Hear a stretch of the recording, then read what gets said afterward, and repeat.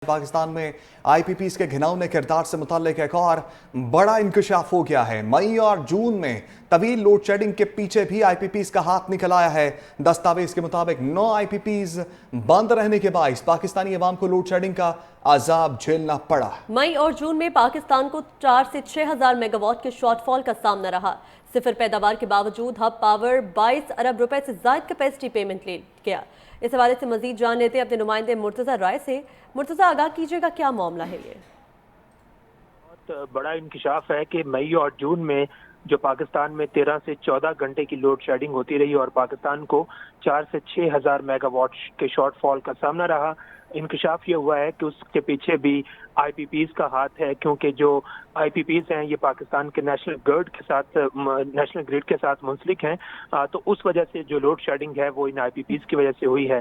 गुज़श्ता माली साल 4751 मेगावाट सलाहियत के जो 9 आईपीपीज हैं वो बंद रहे हैं, जिसकी वजह से तवील लोड शेडिंग हुई है, जिसमें एक अल्टर्न एनर्जी लिमिटेड आईपीपी है, इसके अलावा ड्यूस एनर्जी लिमिटेड आईपीपी है। इनकी जो बिजली की पैदावार है वो सिफर रही है, हालांकि जो इनकी बिजली की पैदावारी सलाहियत थी वो 38 मेगावाट थी। इसके अलावा 1200 मेगावाट की सलाहियत की हामिल हब पावर कंपनी की पैदावार भी सिफर रही है, और सिफर पैदावार के बावजूद हब पावर कंपनी 22 अरब रुपए से ज्यादा कैपेसिटी पेमेंट हुकूमत पाकिस्तान से ली है।